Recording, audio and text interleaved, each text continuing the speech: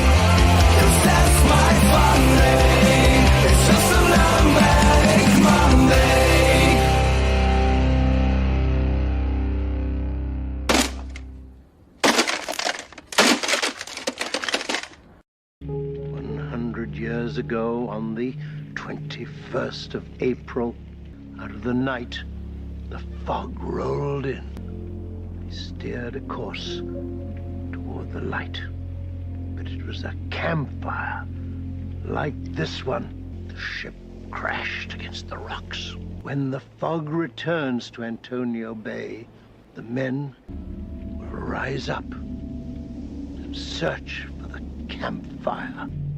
21st of April. Woo! Woo! Happy 21st of April. That's right.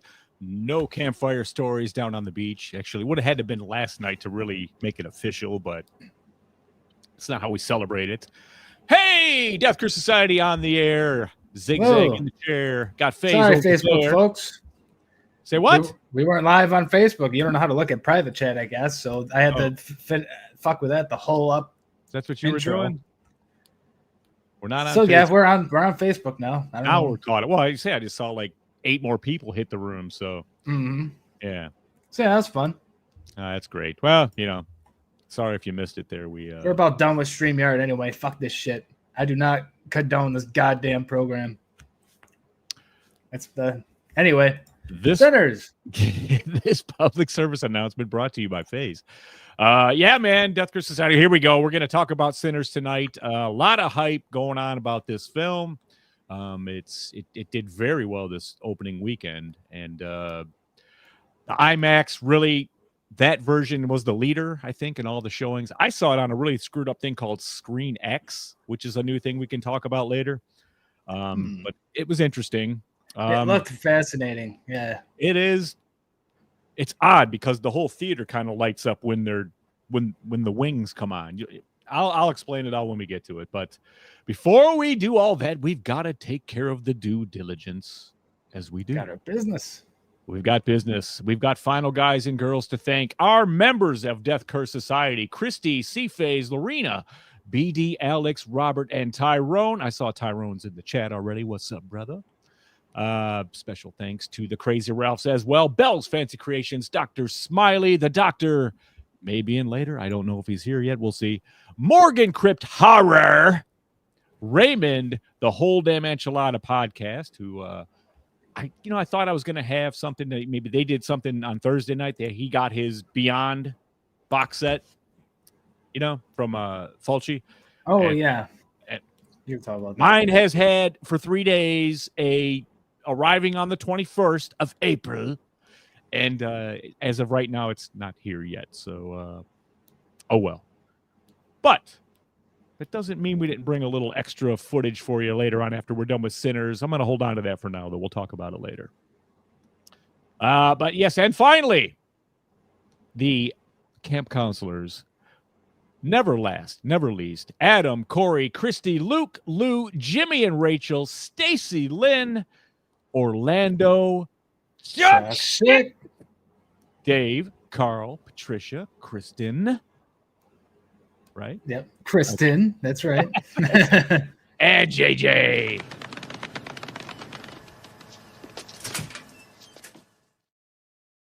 And of course, if you yourself want to join the members, we encourage and welcome that over at deathcursesociety.com. Pick a tier that suits you and reap the benefits and pillage the prizes and supplies, all the privileges involved here for being a Death Curse Society member and supporter. So, and of course, thanks to our slightly agitated at Facebook C Phase. He's good. It was a StreamYard glitch. StreamYard glitch. Yeah. And these guys want top freaking dollar for this. It is increasing a lot. What's the matter Rick with made a comment about it because I know he uses it too. Yeah, they're just going to price out. Giant increase in cost. It's been a couple of years we've been using this? A few years? I don't know. However long you've been doing this. I mean, yeah. As far as I know.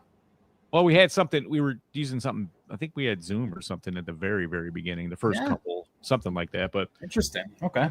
I don't remember, man. It's been a couple years, so it's all good though. Yeah. So thanks, FaZe, and you can thank FaZe, and of course, if you start getting out of line in the chat room, FaZe will be the last face you see before you kiss pavement. It's just the way it is, man.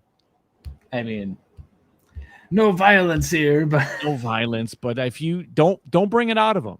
He's the nicest, most laid-back dude you'll ever meet. But man, you piss down his leg and tell him it's raining. Chicklets be spitting. So, I don't even know what to say to that. I don't know, man. Just get out in the crowd and say hello to who is in here with us now. Finally coming in since Facebook is online. It seems like, 'cause I was looking at that going, what the hell? We got like 9 people in here. YouTube had a head start. So, of course, we got Tyrone with the big woo with that P in the middle there. Woo in there. Whoopoo. It's okay. Then we got Lorena. That's the doctor. The doctor is in this week. The doctor. And of course, Rick from the whole is in. Yes, in. Got Joshua, Grizzly. Yes, Grizzly has been. Got Crank. The Marshmallow Peeps. Marshmallow Peeps. He had some. People are making all kinds of fucked up shit with the AI stuff, of course. So they had the salmon flavored Peeps, the pickle flavored Peeps. Come on now. Jalapeno flavored Peeps. We don't need none of that. That one I would believe. I'm shocked nobody sent the pizza flavored Peeps. You know what I mean? Or made one like that or something, That seems like a Dorito flavored Peep, maybe. Oh, God. Enough. It's terrible. This is all terrible. We got Luke in the house. Grandma FaZe. Got Paula. I saw the twins were here, too. Yep, they're in at the start again. The twins. Oh, yeah. Here at the start. But if they were on Facebook, they were not at the start. So that is a untruth, unfortunately. It was started like the last 10 seconds of Manic Monday, I think. On Facebook. Well, I had all that extra video at the front of this one, too. So. Oh, yeah, I think they caught all that. So. April the 21st of April. I missed it like last year. I think I totally flaked, forgot all about it. And I was like determined not to miss it this year. And I was like, it's on a Monday. How the fuck are we going to miss it? 8/12. Damn it. Oh, well. Rick says, Composer's Cut's worth every penny I paid for that box set. Totally. Is the Composer's Cut included in that box set, Rick? I need to know this. Not that it matters. It's coming anyway, but. Greg says, so with this movie, can we go from licking Jenny Penn's asshole to licking the button like ice cream? Yeah. Jenny Penn is all showered up, by the way, but I adapted that for this show. I mean, because it apparently never is actually said that way in the Jenny Penn movie, but can't just say, now lick her asshole. It doesn't have the same cachet in the podcasting world. For God's sake. Well, I have to give a score, Crank. You did see it in IMAX. Let us know how your theater was. Was there any chicken jockey accidents, popcorn flying, or anything like that in the IMAX? Oh God, that's stupid. I've been avoiding that. I don't even care to see that movie. It's not bad. I mean, It's okay. Yeah, it's okay. I knew more about Minecraft than I probably should at 53. You know what I mean? Well, I imagine it rubbed off from your kid playing it. And playing with them and stuff. But I mean, they don't really, it doesn't really go all into that much. There's more of a story about why it's there and why it exists is more of what that movie's about. So. Okay. There was never a story to begin with from what I remember, but I played it like 10 years ago when I was a teenager. It's an old game. But there's, there's like a creative thing. Like inverted people are welcome in the Minecraft. Go see it. It's a feel-good movie. It's all right. Okay. You like Jack Black? I like Jack Black a lot, so I just don't want to go to the theater because of what I've been hearing. I may wait. Chicken Rider. Yeah. Jesus Christ! Chicken jockey, not rider. It sounds ridiculous.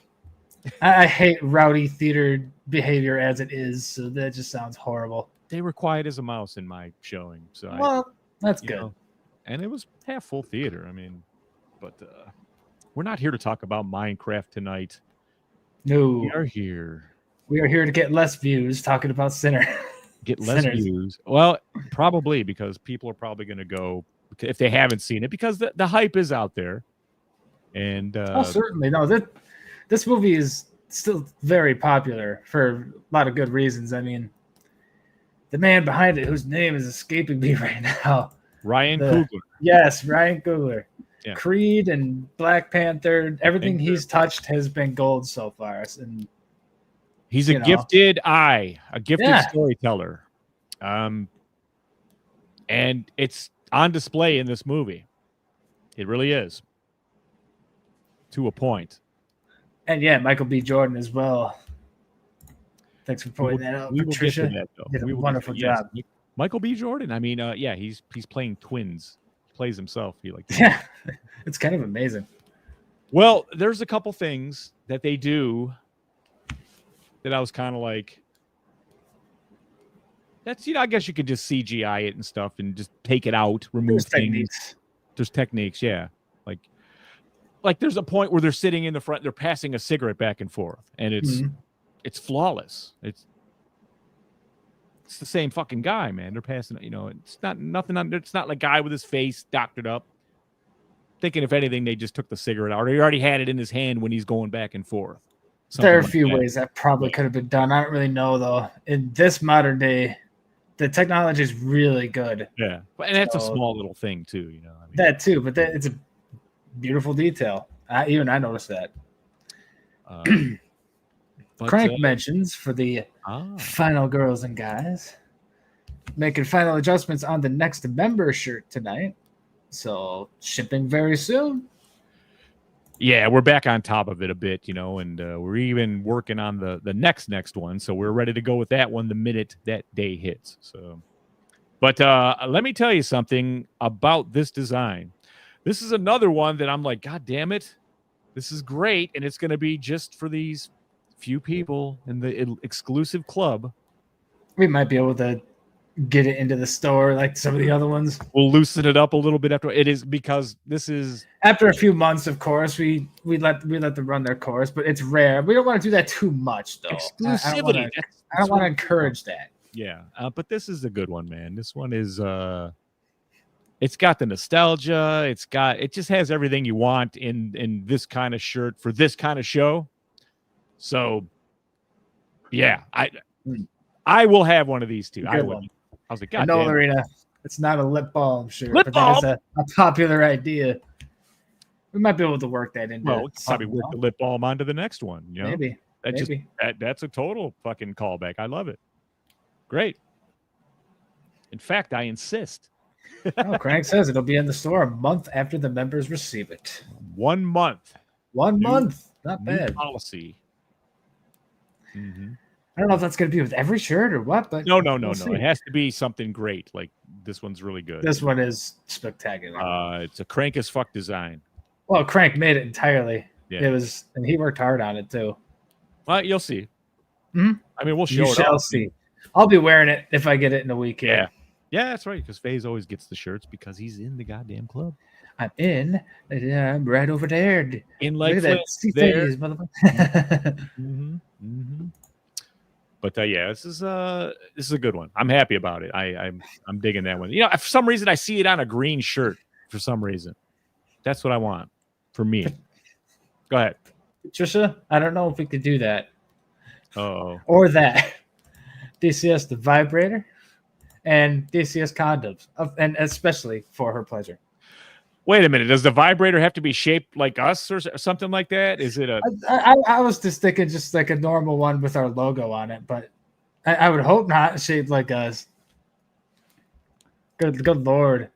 Or just DC. I don't know. That's getting a little. Yeah, we're getting a little bit. We wouldn't be able to do that. DCS all night long. We might be able to put our logo on condoms. That might be a On thing, a wrapper. I'm not gonna look into that. Sure, you know, fuck, we just what was that movie? They don't make molds that small. Crank. If you just played some, I didn't hear it.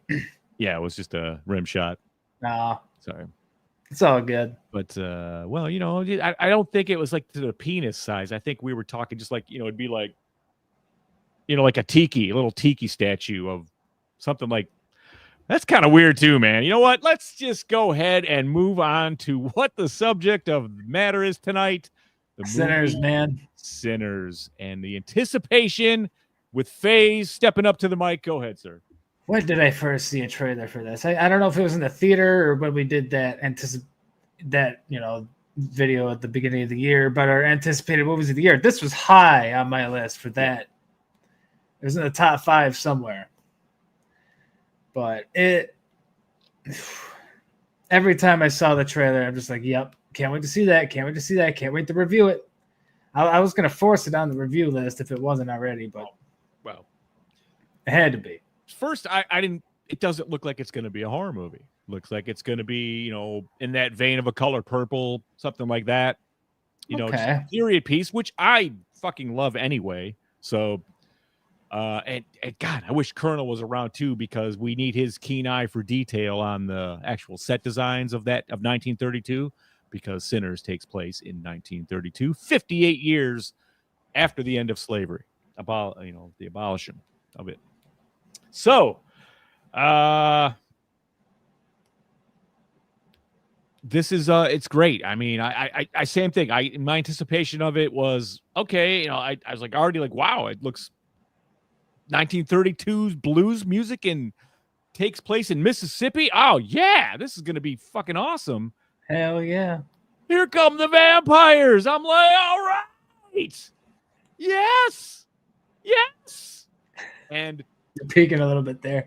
So the trailer does look it high as I'm with FaZe. I was really looking forward to seeing this one right away. Potentially could be a number 1 on top of our top 2025 list.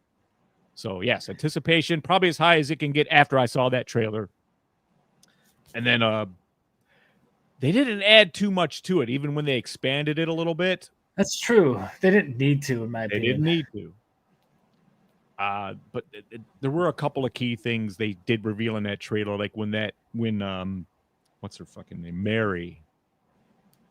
She says, "We're going to kill every last one of you," and she's just kind of like, "I can't wait," you know. And it's just, all right, you know. I mean, this is getting good, you know. It's going to be vicious, you can tell. There's tributes involved with this movie too. I mean, as we're going along with it. Oh, sure. That I dug a lot. And there's some things as a musician, I think, I don't know. I want to see if you guys out there in FaZe, of course, if it hits. I have notes about the soundtrack. Well, yeah, but I mean, some of the scenes. I mean, because there are points it could be argued that Sinners is partly a musical. Partly. It's not overkilled. Definitely not entirely. There's a couple of good numbers, full songs played. Mm-hmm. So, I mean, and I don't want to spoil my comparisons just yet, so I'm not going to go there. But So let's go with walking out, dude. Initial thoughts. Yeah. I was in love. My mom was telling me, I mean, I don't know if I want to give away her score, but she was telling me her score. I'll let her give it away at the end here. And I don't know if I'm going to match her, but I'm going to be up there. It's probably my favorite movie I've seen this year, even after Jenny Penn, which is good. What about you? I'll tell you what, man. Like the first 55 minutes of this movie, I was sitting there going, fuck, I'm going to lay out my first 10. I'm going to lay out my first fucking 10. Here it comes. I will not be laying out my first fucking 10 tonight. I found this 2/3 to be perfection. I found the ending very unsatisfactory. I thought they did some things that robbed from their setup, from their beautiful setup of the first 2/3 of the movie and who these guys were, these brothers, and who these people are. So, and I will try to articulate it better, what I'm getting at. But in a nutshell, it kind of turned into a Bad Boys movie to me. It got really, really paint by number to A to B, just lazy. It got fucking lazy, man. And there's a payoff, but I just think this could have been much better than what they actually did. And I'll get into that. Having said that, I still think this is a great fucking movie, but boy, I was just, man, it just thudded me bad on that the closing third act, dude. It was just not to my liking. I wonder how much people share that opinion. I haven't been seeing that Really? opinion, but I haven't been seeing many like reviews or anything either. Just a few people that I talked about this movie, they don't seem to share that opinion about the third act. Took me, well, in my brain, I was going, something happened. I'm not in step with these characters anymore. They're there now. They're just doing words on a sheet now. Something happened, man. It turned into a fucking movie instead of like being right in there. I'm just saying, man. I may have to rewatch this. I'm gonna get to it again. We're gonna get down deeper into that, but I'm just saying this is my initial thoughts walking out, and I was like, what the fuck happened with that ending? There is a noticeable shift in tone, but that's the major point of what I'm getting at. Okay. For sure. So I'm intrigued. By your thoughts. But that's not to say this isn't a great fucking movie with really cool. If you're having a hard time embracing slavery and what it was and how the stain for 58 years and beyond stayed and was and to this day it exists, and you catch a whiff here and there. So this guy fucking made this story, and it's so fucking real. I mean, the point is, it's just these guys they're like abused guys, and they end up going into the army. They get training, they get out, they spend a stint over kind of becoming gangsters, and then they come back home with this new status. So, I mean, there's a lot taken in here, but it works. Like I said, I love the beginning of this and the whole setup. That's why I was so let down with how easily it works out at the end of this, man. You know, I mean, the post-credit scenes help immensely. Did you stay? Yeah. I enjoyed them a lot. Because it's something they say that kind of saves it for me. And we'll at the end of this, and that's a major spoiler. We gotta fucking block that one. So, but yeah, that's where I'm at. I feel like I'm gonna be standing alone on my own canoe with this one. So I mean, but we'll see. That's okay. Yeah. Act 1, man. Act 1. I'll just say real quick, I'm loving the energy, Patricia. A lot of energy in the chat tonight. She digs your shirt, though. You want to do a quick shirt check? Well, yeah, since it's like the... Whoopsie. Let me... There it is. Get rid of that. Oh, yeah. Beautiful. Fuck, I love that, actually. A couple of years ago, and yeah, I with the being April the 21st, I try to keep it in uniform, keep it in step. So thank you. Yes, it's one of my favorites. I actually had a vampire shirt on before that. I went because we're doing a vampire movie. All right, Act 1, baby. Yes. So the movie opens with a beautiful shot. Classic car drives up, the old jalopy. Yeah. And dude gets out. He's all carved to ribbons. He's bloody. He's carrying a guitar neck. This is Sammy. He walks into the church. The preacher stops and he's like, "Son, come," and it is his father. His father is the pastor. And pastor. Sorry.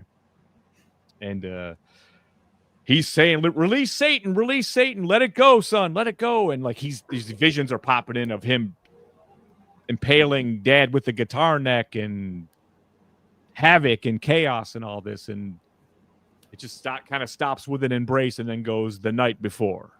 Yeah. It's kind of cold open. Yeah. So go ahead. Gosh, I mean, it just starts with you meeting the characters very slowly. I mean, you meet Sammy and Sammy first, and right. Sammy spends 6 days a week out picking cotton. What do they call that? A gin. Oh gosh, I don't know. Forgot the terminology of it now. The cotton mill. He runs the cotton mill, so 6 days a week. But that one night, he gets to go and play the blues. He plays his guitar. His cousins, Smoke and Stack, got him the guitar. And Sammy's gifted. Sammy's got it. He's got that gift to put that out there. And from the heart, from the guts, from the nuts, all the way up, he delivers it. He gets the whole feeling, what it is, the essence of pain and suffering through music and healing. He's got it. Got it. And keep that in mind. It's like he's only a professional guy that's this good and talented, a gifted, touched by God, you might say. Literally. With this gift of the blues, and he's good at it. And so his cousins come. We find out they just got out of the army and they've been in Chicago for a while. They don't really say. It's been 7 years, I think they said, right? Because the girl says that. I remember. And he says, I just know it's 1932. He's like, they ain't going to remember us. He's like, they don't forget guys like us in 7 years. He actually says that. So, okay. Yeah. Michael B. Jordan playing both roles. Pretty cool. It's believable. We've seen, everybody's seen the twins. One guy play both twins, and it's sometimes it's been done. It's been done to death, but seamless. Sometimes not very well. It's seamless here. It's that good. I mean, and they're passing the cigarette back and forth and just taking big rips on it, and then passing it back. I was just going, damn, it's so simple, but I'm impressed, So they are meeting with a gentleman called Hogwood, big fat white guy. Just think Boss Hogg, Dukes of Hazzard. It fits pretty good. Good comparison. And he's buying like a mill. They're going to open a juke joint. That's their new thing. They want to give back, give a something for the folks around there to come and get a beer. Just forget about all the bullshit that's piling down on them from the world, from every angle, just to get out and escape for a while, to blow the steam out, dance, hear music, get drunk. So they buy it from this, Hogwood, and he's part of the KKK. I mean, it's pretty obvious. He's just kind of like, yeah, you got the money, and he's kind of threatening. And then the boys, they buy it and say, any of the KKK, your boys show up here, we will shoot them on spot, right where they stand. And Hogwood just says, KKK don't exist anymore. Mm-hmm. And that's it. The scene ends, Right. And my mom was calling bullshit at that because, like, she's like, they would have gotten killed on the spot for that. Like, well, yes. I mean, just for speaking that way, like in 1932, like, I don't know. Like, I kind of got the sense like this wasn't the first time this scam had gone down where somebody had bought the place and they were probably taken care of because the way they show up here. You know what absolutely. I mean? Yes. So this wasn't their first fucking rodeo either. Mm-hmm. Right. I can understand that. They had him 2-on-1, so he wasn't probably going to do anything right then and there. So I mean, through this time, you learn that one brother's he's quick to snap, quick to fight. The other one's a thinker, the business guy, the brain, so it's a common dynamic. Sure. But it works. They do it right. And Brain's ready to back the Brawn any fucking time, and vice versa. If they're there, they're needed, they're going to cover each other. So through this, we learn they're going to open up this juke joint, and it's going to be tonight. We're doing it tonight. We're going to get this going. It's got to be tonight. We're doing it tonight. We got all this beer. So this starts, you start meeting the people they know or knew 7 years ago in this town. So we meet, they go pick up Sammy, of course. Sammy's going to be the main singer, but he needs to get the band back together. So we go through a pretty cool, abbreviated kind of Blues Brothers search. They go and get the guys and the gals they want in the band. It was nice. So, and it's fucking great, man. Just all these different locations, too. Yeah. Beautiful. Just the period film aspect of these sets were just so good. Put you right into the fucking, like they went to, God, I don't even know what is it, a saloon of some kind? Like, it's just exactly like a private bar that's yeah. And the one guy was like he's a pig farmer, but I mean the bouncer guy, Right. So his name was Cornbread. I love Cornbread. He's funny. Like he's the cat from he was in 8 Mile, and he's the guy, like the big guy. Yeah, he's in 8 Mile. No kidding. But he's a lot older now. I mean, fuck. No, yeah, no kidding. That's what is that? But, so he, they get him, and then they find Pearline. She's gonna sing. They find Delta Slim to play piano. And bribe him with booze and money. And he was a really difficult. Great exchange about how it was like, he goes, you might pay me $40 tonight, but this club here, they're open every night. They pay me this every night, and so I mean, very cool dialogue in this. That's something that needs to be commended. He had a good argument though, man. Like like I have a constant gig going here. You want me to fuck them over for one show? Possibly one show. Like, come on. I would be saying the same thing. I'm sure Crank could relate to that as a karaoke DJ. Yeah. It's I mean, he makes a great point, but the Irish beer settles the deal. He gets pops one right open and hands him a fresh bottle of beer, and he's like, where did you get this? He's like, I got 500 more. You can have as many as you want. Just got to come and play tonight. And next thing you know, you see him on the stoop. He's playing along with with Sammy, the guitar player. And it's cool, man. They're having a good old time, So I gotta say that beer looked good. Yeah, they made that beer look delicious, and I don't even know how, but I really wanted a beer in that moment. I don't even drink beer, and I was kind of like, where's my frozen Coke at? Yeah, no kidding, man. Got to get quenched. Just a great commercial, like the way he downed it, and just like, it was like a Coke commercial, man. So we meet. Let's see. We meet Stack, like Stack's ex-wife, or she wanted to be his wife, Mary. And she's like she's half. She's mixed. So like her dad's black, her mom's white. So she kind of walks around as a white woman though throughout these, but she's welcome in all the clubs. They all know who she is. Mm-hmm. And she's, she's still very much in love with Stack, but hates the hell out of him at the same time, that whole dynamic, because Stack's the bad guy. He's the go-getter. So we get everybody established. I mean, that's almost pretty much Act 1, isn't it, FaZe? Or are we that first night they start kind of playing, and then that's I suppose, when that could be kind of begins. Act 2. Yeah, I'm not really sure with the act splits on this one. This is a very smooth flowing movie. You're so engrossed into this, it doesn't matter. That too. Somebody mentioned earlier that it did not feel like a 2 hour and 18-minute movie because of how much it flowed and just sucked you in.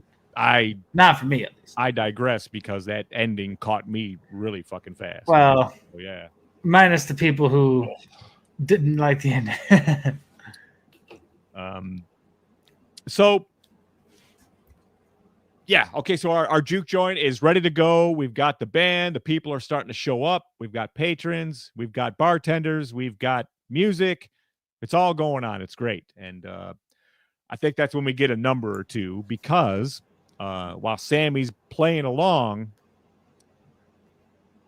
they do this beautiful, and it almost made me emotional. It's as a musician, it's him playing the song, but it connects all the way back to African roots of rhythms and tribal drumming. Oh yeah, no, it was all the gorgeous. Way to current, like the blues. That's how it got to the current blues through that and everything. And then all of a sudden, the guy steps out. He's got the Ray-Ban sunglasses and an electric guitar, and starts shredding, dancing around this room to two turntables, like rapping and beats.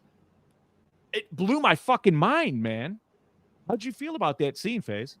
It was surprising. It's just like, wow, they're going this far with this, and it was beautiful. Like you said, it's a tribute and just a beautiful tapestry of culture. And I was speechless, man. Just like watching, I was like that. And again, I'm sitting here going, it's my first fucking 10, straight up. I was sure. Yeah, at this point. At that moment, absolutely. Because you kind of first you think like, oh my God, they're gonna, when the guy spins out with the guitar, but then once you realize where they're going with it, wow. Craig is saying we're skipping the baby part. That's important. The baby. Yes. Well, that's the brother. God, that's right. With Annie. I haven't got to Annie yet. We will. I'm just talking about the song, but we'll totally over my head, man. Well, that's the whole thing too. I mean, yeah. Symbolically comes back, and that's why they have an unbreakable bond, and why Annie, Smoke's ex-wife, is still irritated to see them, but happy. You could tell she's delighted he's back, and they had a baby daughter that did not make it. Something went wrong, and and he doesn't even want to really acknowledge it. It is what it is. But seems like she's the one reminding him a lot of it but at one point he says, you want me to say it? And then he says, yeah, I miss her every day, and so there's still a lot of love there between them, of course. Yeah. And like Mary and Stack is just the opposite. They're the two, you can see they were the two getting thrown out for being drunk at the juke joint back in the day. So some of the other things that I found fascinating about this, when they were gone, like they're never shown in Chicago, but you're given the impression that they kind of went in there and fucked shit up on all the gangs in Chicago. Al Capone was in charge of Chicago at this time. So that is a whole fucking amazing speculative story for me, It's like, who the fuck are these guys, I mean, they're going to go over there and come out unscathed with power out of Chicago? That was crazy, man. So never occurred to you, FaZe? Not at the moment, I guess. I just went like, fuck, man, this is. I wanted to see. I was like right there, going like, yeah, I could use that whole movie, I guess. Let's see what's going on there. I'll take a gangster movie for sure. Let's see. Okay, so right, so we go back to the song, and it's a long song, and you can just he is projecting the power. I mean, it's so powerful that it gives the impression that the entire place is on fire and burning down. It's symbolically, you know what I mean? He's broken through. Well, he kind of attracts Remick. Remick he hears it. Remick is our vampire. I mean, it's pretty obvious, And kind of dialing back a little bit, this whole. Yeah, he's going to show up. Like it cuts after they're showing the song. Like it's just turning to nighttime. It's still the sun's still up. Right. And this guy is smoking and his ass is completely kicked. This Remick guy's running to this farmhouse. And he's like, please let me in. He's like, the Native Americans they're going to kill me. They're going to kill me, and they kick the door open with a shotgun and they're like, F off, get out of here. And he's kind of going like he sees they got KKK gear inside the house. And he's like, hey, man, I'm on your side. I just don't want to be beaten anymore. He goes, here, I got a piece of silver here. You can have it. So let me in. I just want to be left alone. So they smuggle him in.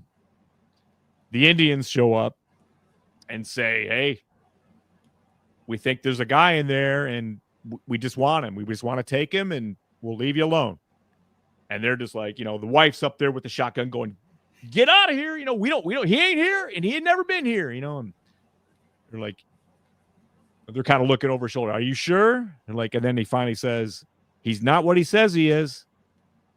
So, I mean, and then she racks the shotgun and he goes like, okay, we'll leave in peace. And he just says, may God be with you tonight. And in his language and leaves.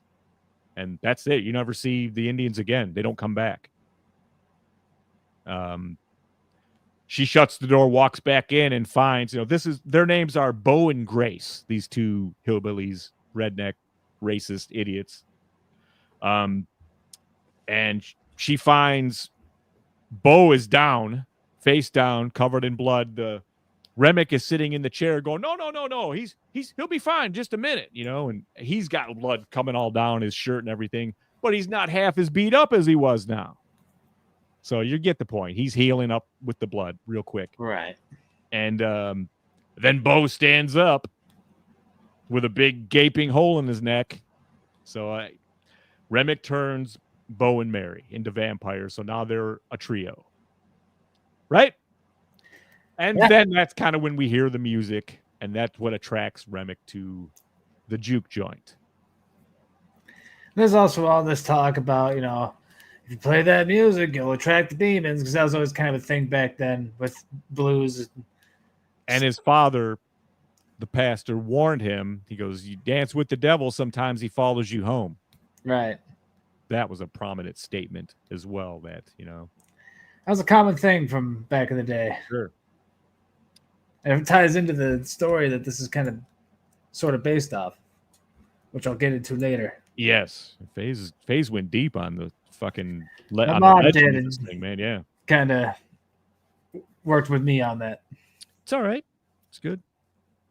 I was reading stuff too, but I was kind of got more into what the message, but the musical connection. I understand this. This is important. I mean, it's to me like, man, this is like probably the strongest message that comes through here. I mean, so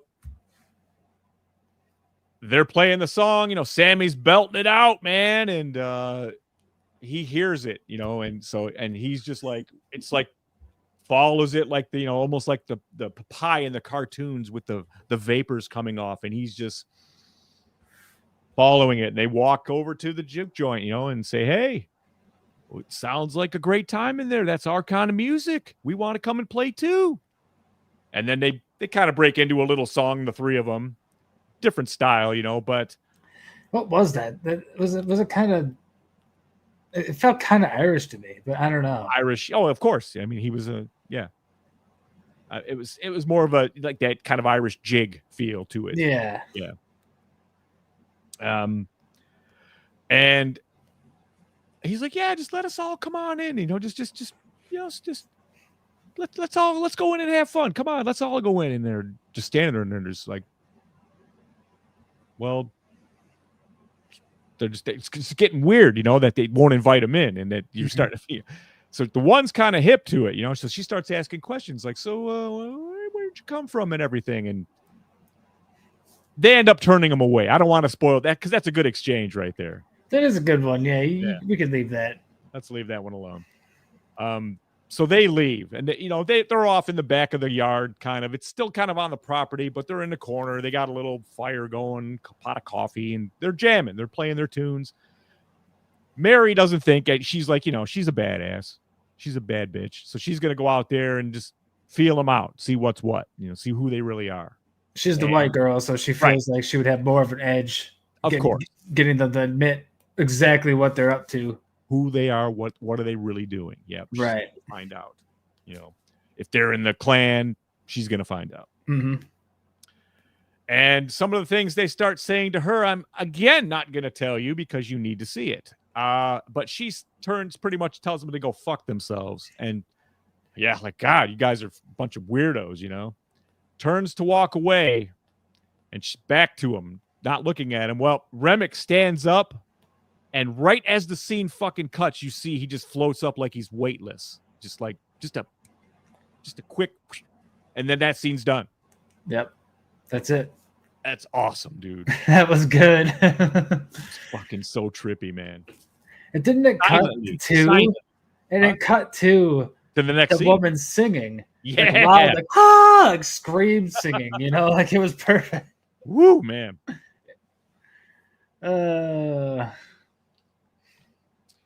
So Mary comes back in and she goes, obviously gets with Stack and, leads him into the back room, starts banging him. And then Smoke goes in to find him and she's biting him, she's biting his neck.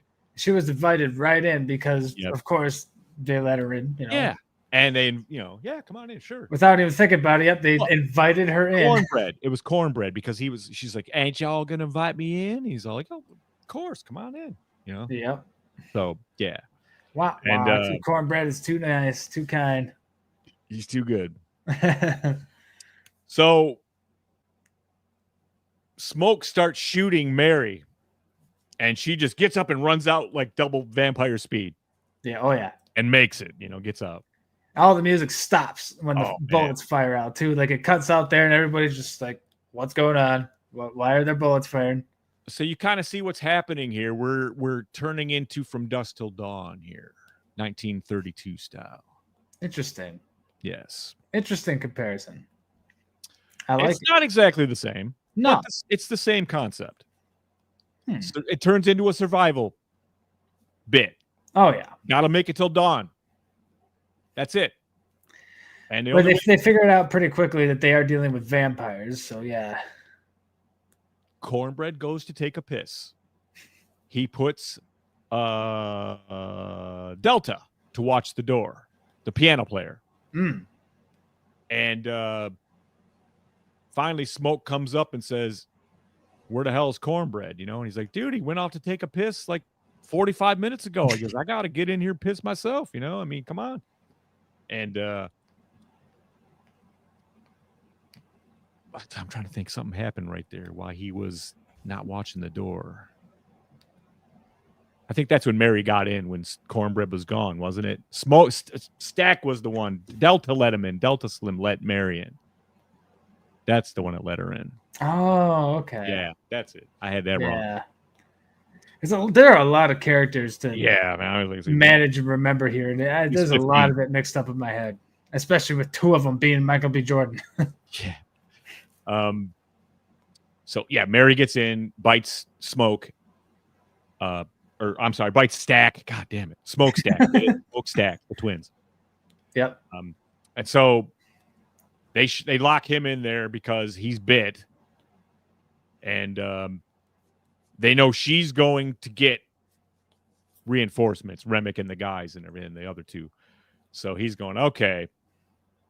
So now here comes Cornbread walking back. They're already suspecting something the fuck is up with, when, Stack went down.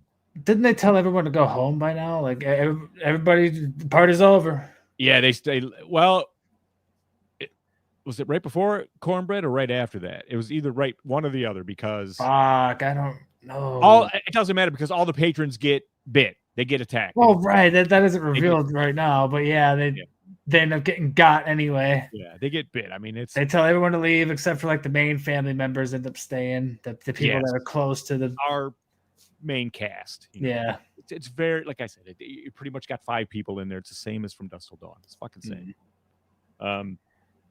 But it's good, So here comes Cornbread walking back. He looks normal. He looks fine, and he stops at the door and like, smokes. Where the fuck you been, man? And he's just like, hey, dude, just shit happens. It goes, and he goes, just forget about it. Let's get in here and help smoke and everything. Because invite me in. Let's go take care of things, And he keeps saying it. Why don't you invite me in?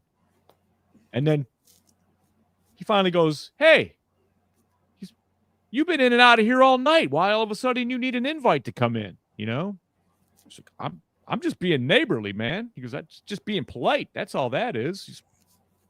But I'll go home. That's fine. I understand. It's been a weird night. That's fine. Can I get my money? And Smoke's like, yeah, all right. Fair enough. So he reaches in his pocket to get the money and vampire speed. Cornbread goes for the fucking grab the arm and the bite. Smoke's too fast for him. Pop, pop, pop. He pulls the fucking pistol out and puts Cornbread. That's pretty sweet. Yeah, it was a neat scene. Awesome instincts. And but then he pops right back up, and now he's dead too. And so so I mean, it makes it kind of sad too. It's like, oh, Cornbread, no. Yeah. Like not the big lovable guy. And that's later too. That's later. So now I mean, this is kind of where shit starts going off the rails for me. So okay. I will point out real quick. Am I wrong? Is there more? Yeah, go ahead. Crank just says real quick. Delroy Lindo plays Fred Williamson's character from Dusk Till Dawn, which that's Delta, I think. I believe so. Yeah. Slim. Cool. There you go. It's the same.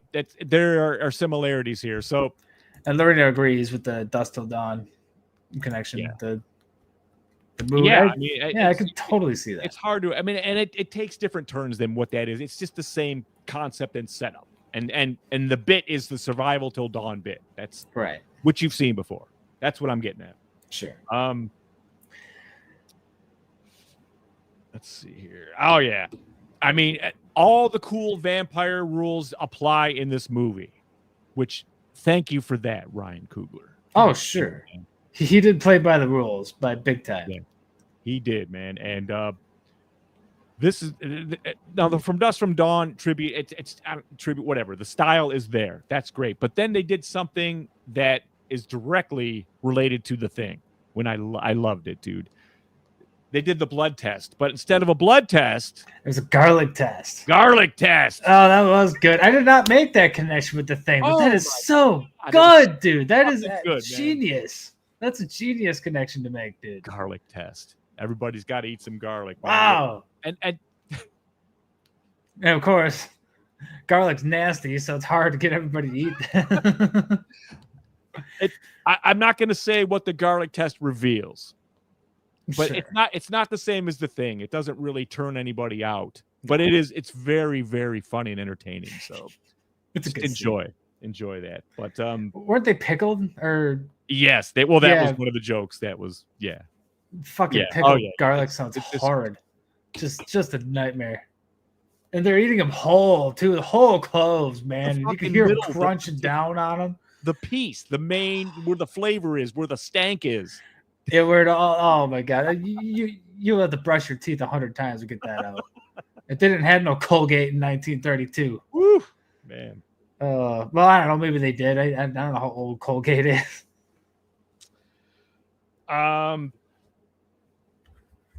So, yeah, I mean, we pretty much got Remick and the vampires outside of the bar trying to get in and trying to lure them out. I mean, it's I guess even a wink to Demon Knight that way.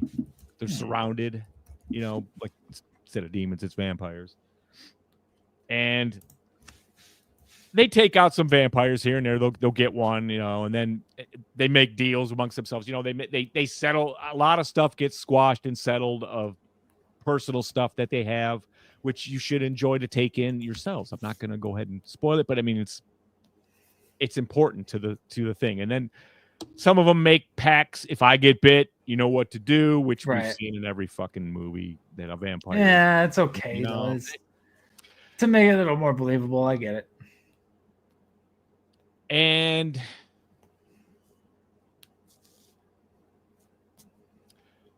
yeah, this is where we kind of bad boy it up for me. Because they pull a catch of like machine guns and stuff. Now, could be your Chicago, something they brought back from Chicago because it's the Tommy guns. Right. I'm pretty sure that's what it was. Yeah. And that's fine. They existed. I'm fine with that. I'm fine with that. But it's just the manner, you know what I mean?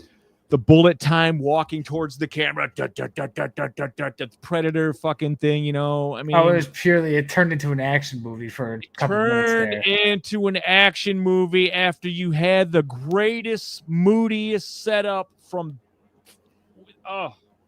culture, family, the town, everybody aware of the whole thing, and you fucking just. I thought it was fun though. It's FaZe. It is fun, man. But I mean, wouldn't you want more after the way those characters were fleshed out like that to just be turned into objects instead of characters to turn into words on paper, objects. They became lifeless. That's fair. My ass was getting tired by this point though. I'm like, all right, this movie's got to end. If this was as strong as the first 2/3, your ass would have been fine. You might have a point there. Maybe my ass got sore for a reason, but that's funny. I'm sorry, man. I don't know, man. I calls them like I sees them. That's the way I got this one. It was a lot more than I was expecting in the action field. That's for damn sure. I was agape, dude, when it got to. I mean, don't you love seeing KKK guys getting slaughtered though? Come on. Yes, expected and yes, it was cool and it's harsh, man. There's some harsh, he gets some good. there is 150 years of payback in that scene for sure. Oh yes. That's a fucking grenade. Oh my god! Hogwood gets lit the fuck up, dude. It's good, and all of them do. All them stupid bedsheet wearing bastards get fucked up, It turns out the guy that sold him the land that told him, no, there's no KKK around here, the Klan people. He's like a grandmaster king, whatever the fuck they call him, the highest up. The grandmaster. He's the grandmaster. He's the leader of that sect in they're in Mississippi, right? Yeah. Yep, Mississippi. They talked about the bayou a lot. I like those references to Louisiana. And I'll tell you what. We'll talk. Grand Dragon is what it is. And the fucking.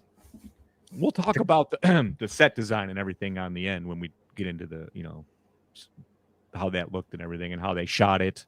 But I want to say that. But I mean, they put you in there, and I love that when they can do that. However, they ripped me out by my fucking hair when we got to the last fucking half hour, man. I agree that the machine gun action definitely didn't feel like I was there as much as the first 2 hours did, but it didn't lose me like it did you, though. I still enjoyed it. I thought it was fun. It's okay if I hadn't seen this in 15 movies from the 80s, 90s, and 2000s. This exact style of 80s fucking paint by number finish with everybody shot to death and a heavy. What? Speaking of a paint by numbers finish, how did you feel of the finish where he's talking to the his, I don't know how much I want to spoil this, but he's talking to. Hold on with that. Yeah, you know what I'm talking about, right? When they in 1992, right? No, No. not that. When he sees the spirit of his baby and is talking to. Upon his death, this is common. You're supposed to see your loved ones and your Right. last moments. See, he's holding his baby and talking to his wife, and she's dead already. Because she was bitten, and he said, right, stake me if I'm bitten. No, she was totally dead. He I staked her. Can't remember if they were ever married or not, but yeah, and then as Smoke is riddling Hogwood's body with bullets, he drops down to his butt, and he's shot too. Oh yeah. And, he's bleeding out, and he sees his dead wife and dead baby, and they're reunited, and that's the last we see of Smoke. Right. Yeah, I like Crank's point here. He completely disagrees with you based on the ending. He thought the ending was appropriate and well done. That ties that, the whole Tommy Gunn ending ties in with the twins, being in part of the army and in that Chicago gangster world. Could have done it much smarter than that. You ham-fisted it, you lazied it. No way, man. No way, dude. The guns, that's the only connection to Chicago. That's it. I feel like the only way to do it the way you're describing though is to make it just a part 2 would really expand it, because they had to close it up pretty quickly by that point. I feel the vampires all went out like punks. You know what I mean? But this isn't about the vampires, really. The vampires are all secondary in this story. I understand this. This is true. I just felt like they took astonishingly fleshed out, polished characters and just blunt down to flat, man. Just absolutely just the most basic, easiest route to the ending that they could possibly come up with. Until post-credits. Oh, you got the post-credit, but then you also got... The only thing that reeled me back a little bit. It also rolls back to Sammy going back to the church with what happened during the cold open. Right. I mean, we end where we started with Sammy at his dad's church, and you see that he doesn't impale anybody; he's embraced, and right. But you also learn that Sammy is going to follow that blues gift. He's going to use it. He does not drop the guitar. It's in him. He will not drop the guitar. That is a symbol there, and that's powerful. Oh yeah, that was good. I like the symbology there, where it cut to him driving and shootout. It's just a goddamn shootout scene that fucking stunk for me, man. All right, that's okay. But we can agree to disagree on that, I suppose. But I can see how it took you out. I knew I would be kind of solo on this, man. But that's okay. I can understand how it took you out of it. I just think in this particular case, I've seen other movies where maybe these shit wasn't fleshed out quite so well, and this would fit better, this kind of thing. But this thing I've seen so many times. Again, the only thing that connects them to that Chicago, except what their stories were the fucking guns.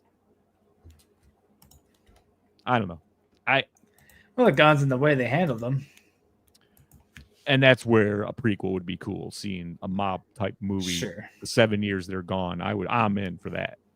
That would be absolutely cool. I'm in for that. It'd be a war movie with, what they encountered there, Yeah, like World War I. Yeah, whichever one they would have been in from that probably would have been World War I, yeah. Yeah. That's fucked up, man. I mean, because this could be a whole friggin' world, man. The way he shot this. It could be. But anyway, do you want to talk about the post-credit scenes, or do you just want to leave that for people to experience? Like, I will say it does cut to the future, and you get to see a future version of Sammy, who's played by Buddy Guy. Go ahead. And he's world famous blues now. If he's a world famous blues player. And which is odd because like mostly in these stories, the guy that makes it like that, he signed his soul away to the devil at some point. You know what I mean? Oh, sure. But this guy just had it. He just had the gift. And he had the gift. But he finishes his set He's having a drink. Two familiar faces walk in the bar. And the faces of Stack, face of Mary. Modernized in 1992, dressing the parts, looking the culture now. And Right. they sit down and, they said, gotta worry. We're not here to kill you. I just want to explain why you were allowed to become what you've become.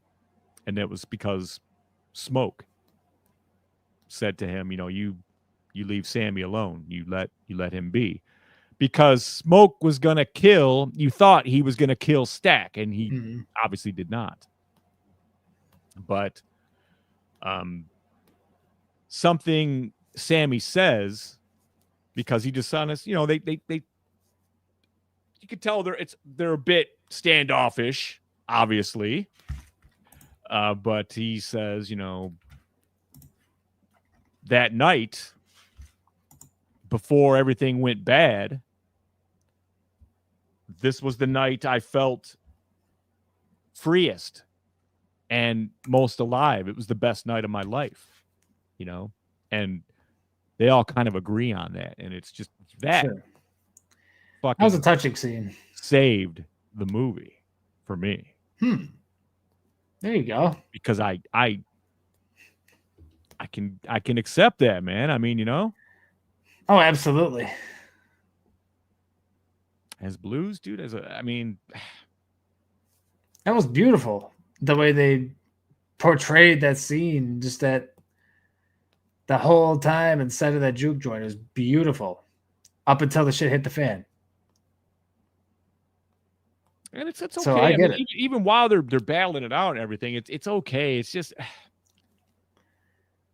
it just feels like it lost its identity a little bit, like during that. And again, I feel like they ham-handed it. I think they just took the easiest path, man. And Okay. I can accept that. I mean, I don't fully agree, but I can see where you're coming from. yeah, I get it. I went back and forth on this, and I saw it Thursday, like afternoon, dude. And I had all weekend doing my Easter sale to sit there and especially Friday, and just ponder, and that's what I kept coming back to, was just that goddamn last scene, and I was like, no, sir, I don't like it. Crank does say more connection to Chicago, their clothes, attitudes, bar selection, juke joint style. Yeah, was going on everywhere. That was sweeping the fucking whole thing by then. The old juke joint. You would have needed some, give me some, lefty. Remember that time, lefty fingers in the burrows? I don't know. I mean, there's ways to do it. Just they already established those guys were badasses. Mm-hmm. I don't think that's, you know what I mean? It didn't. The World War I probably made them the monsters they were. Their dad beating them when they were kids made them monsters they were. Who knows, man? Just saying, it was brilliant till it wasn't. In your opinion. Yes. But yes, the writing and direction for this film. I mean, I forgot his name again. Coogler? Yes, Coogler. For fuck's sake, I'm just so bad with names. In my opinion, I feel like he knocked it out of the park with this one, as he usually does. Even if you feel like the finished wasn't so good. I don't know, man. Just once again, really, really enjoyed it. I don't know. I have something to kind of go into here, but do you want to talk about anything in the writing and direction before I do? Or it's fucking some of the strongest I've seen until, you are so hard on to Act 3. Dude, I feel violated that I was ripped out of that fucking ball I was in, man. Because I was in there. I was in the fucking game, man. Okay. It ripped me out, dude. I don't know why, but it did. You were in 1932, and then suddenly you're watching an action movie. Suddenly I'm watching. You don't like that? And fucking Martin Lawrence. I didn't like it. No. That's okay. Lazy. That's okay. But yeah, man, My mom pointed all this out to me. I didn't know any of this beforehand, but she did. She has all these books and stuff and all this history and stuff. But this movie is mainly based off a guy named Charlie Patton who lived in Mississippi. He died on April 28th, 1934, which is 1 week from today. Funny little fun fact. 1 week and almost 100 years. Almost 100 years. Yep. 90 years later, 91. But apparently Google says that the movie is based on Robert Johnson's story, but That's probably she puts out a lot of arguments as to why it's more like Charlie Patton's because, I mean, for one, Charlie Patton's father was religious, and in the movie, Sammy's father was literally a priest or pastor, however you put it. And there's also the fact that Johnson supposedly never recorded music until after Charlie Patton died, but Charlie Patton was recording music till, within the 20s and the 30s. There's a lot going more towards Charlie Patton than Robert Johnson. And my mom even yelled out in the chat, like, it is not like Robert Johnson.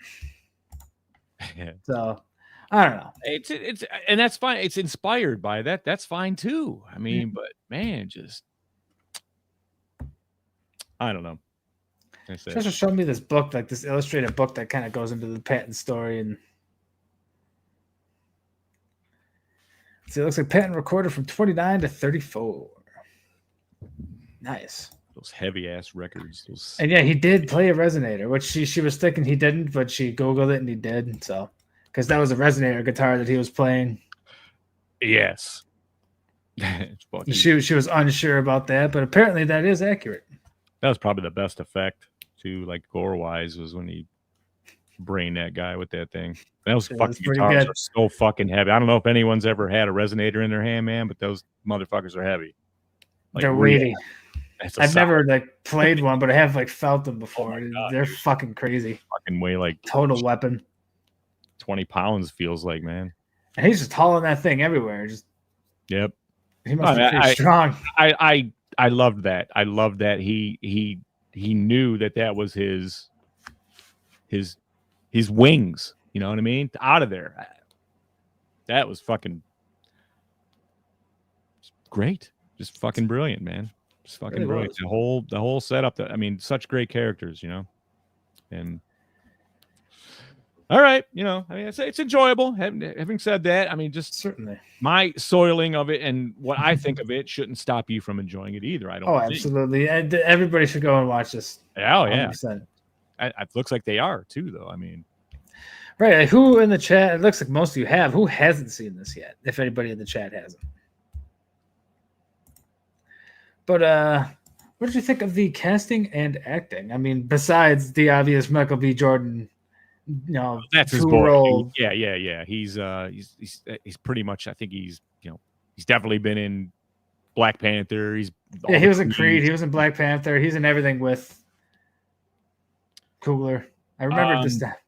That guy's great. He's probably I didn't see anything that took me out his acting.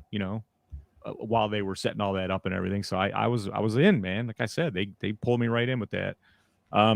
Love the way they went around and assembled the band like that, and the little stories that led to each, guy. Because, all of them were like, oh, not you guys again. It's just like the Blues Brothers, man. I love that shit. Oh, sure. And just everybody's good. Everybody is very likable and believable with who they are, in this whole world and stuff, and I felt like I could relate to them real easy. I was into them. I was into their stories, their struggles, their path, their hopeful of victory in the end. And then they were objects. Right. This you and this ending are so... You guys need to get into a boxing ring and just duke this out. You in Act 3 of this movie. Just, whatever. I'm just saying, everybody dies and gets shot up and it works out and there's an end to everything, a real ending and a tied up all the loose ends and everything. But, I don't know. I just for me, it wasn't the way I wanted it to go. I didn't want it to go that. I wanted it to see a little something different. And yeah, it happens sometimes, you know. It happens. Yes, I feel like everybody else nailed their roles as I far can't. as Nobody. There's Not nothing one that complaint. stood out that I can think of that was like, nah, that was kind of weak. yeah, no, everybody did spectacularly. Even the background characters during some of those scenes where they're doing the whole getting the band together, like over in the saloon, that was beautifully done. With Well, when the everyone's crowding extras them and everything. on the street too, when they were performing, you know. Yeah. That was really cool. And Just again, I was in that weird theater that has it's got wings going up the wall. It's crazy. That had to have been so cool. They're driving in a car, you know, in their old Model T, you know, cruising down the street, but through the cotton fields, that's when they would light it up, you know. And now I can see everybody in the theater, but it's just like it's like you're fucking outside driving in the car with them, man. Sure. You could see like, oh, here's the mirror in this side. Here's the side of the, you know, this one here is over here, and his arms sitting like this, and it's crazy, man. But I will say it needs to be perfected a bit, because there was sometimes you'd see somebody walking on the side one, and they would be all like, oh, and then they would come into the straight one, you know, the main screen.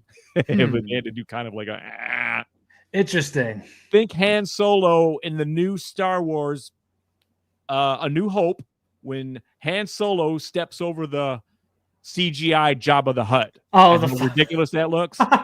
Yeah. A couple of times. That. Okay. Yeah. But hey, it was neat, that stuff. I can't, you know, the casting, everybody, yeah, man. They that was all good, dude. That's all nailed. There's no problems there. I thought you were gonna say the way his head moves in the edit of The New Hope, but God, we don't need to bring up that horror. Yeah. We got 3 people here who have not seen Sinners.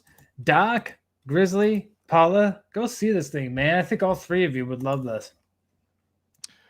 Its secondary story is a vampire story, so I mean, and it's not bad. No, there's much worse vampire movies, full movies out there.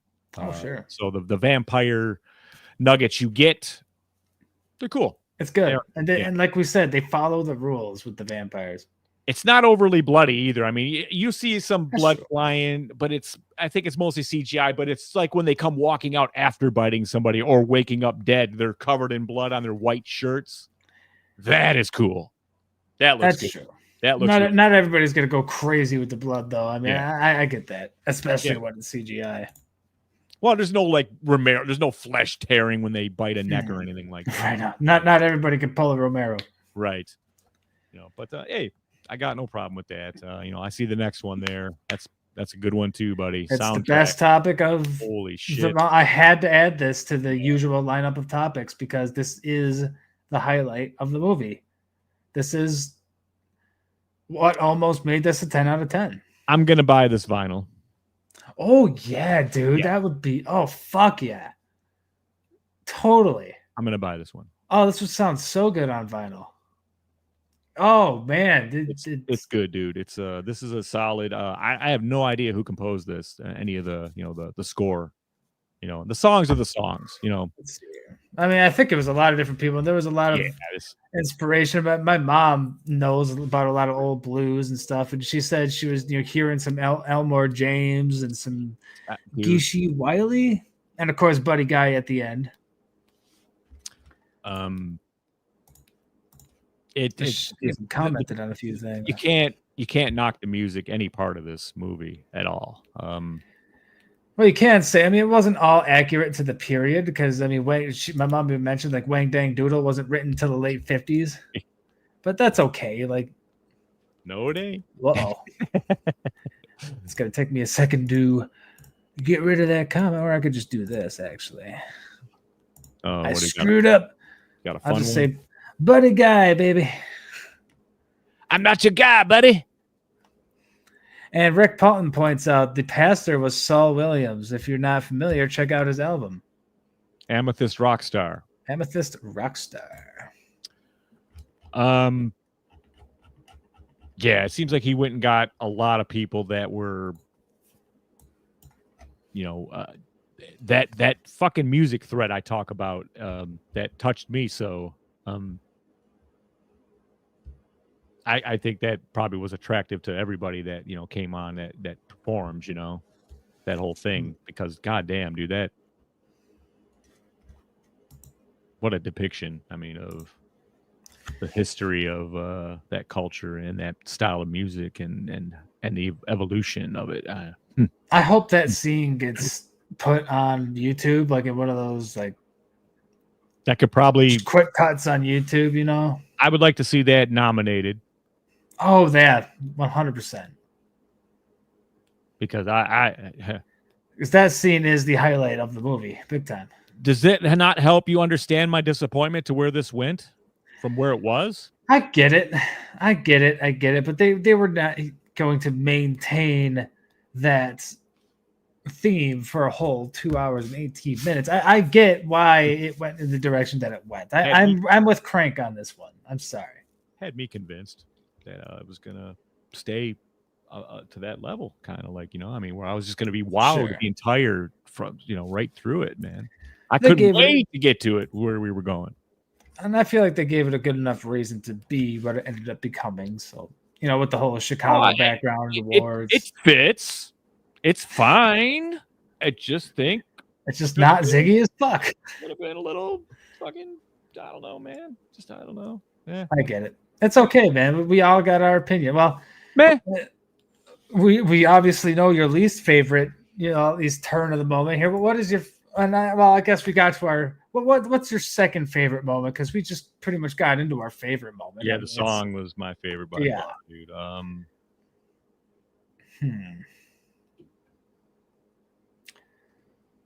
I mean, that's good. Seeing Buddy Guy at the end was really good.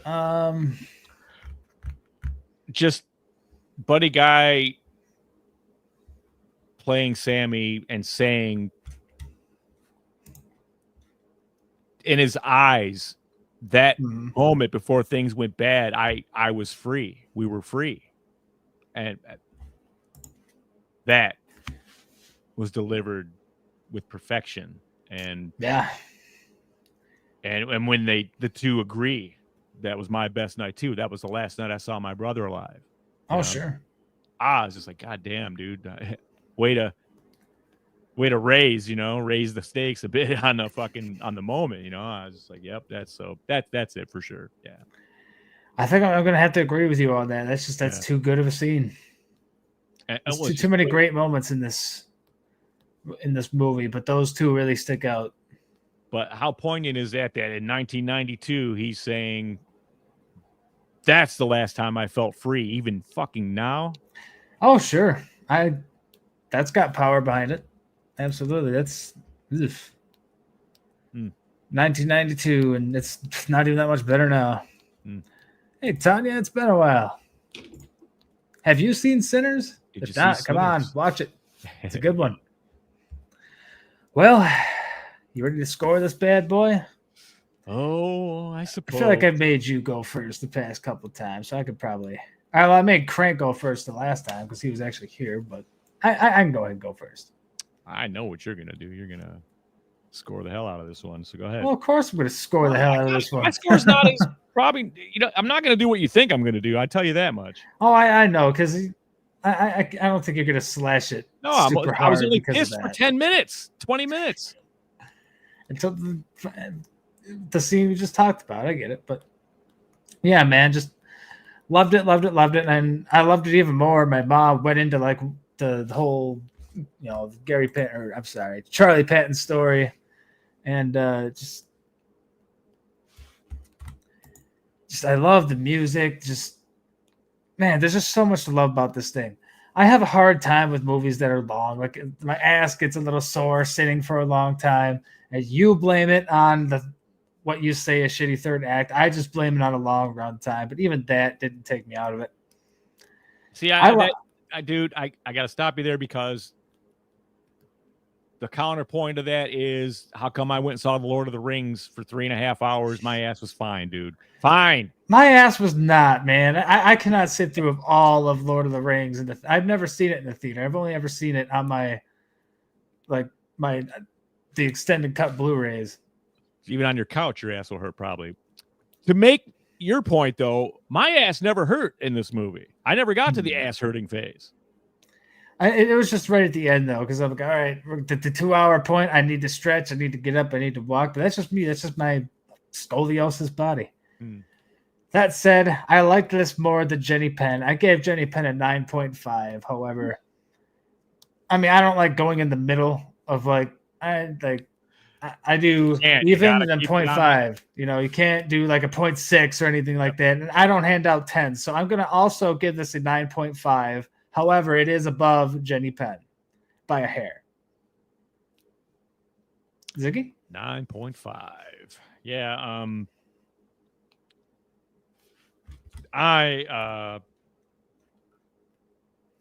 I'm pretty convinced that anything Ryan Coogler does, you know, I want to see after watching this. So, despite him disappointing me for a few minutes in his movie, you know, I mean,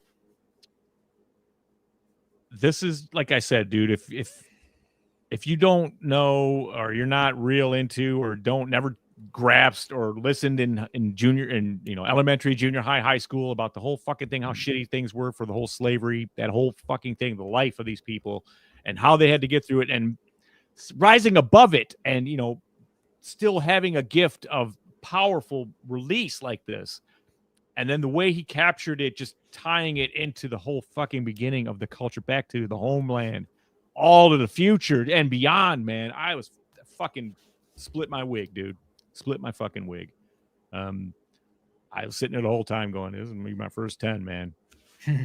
But I can't do that just because the way I feel about how they kind of quickly finished that ending like that. So, to me, they turned a couple of those characters into objects. They weren't no longer the flesh and blood, and my compassion was gone for them at that point. And that's what I was going, what the fuck happened? You know, so that took me out of it a bit. So I can't say this is a perfect fucking movie for me.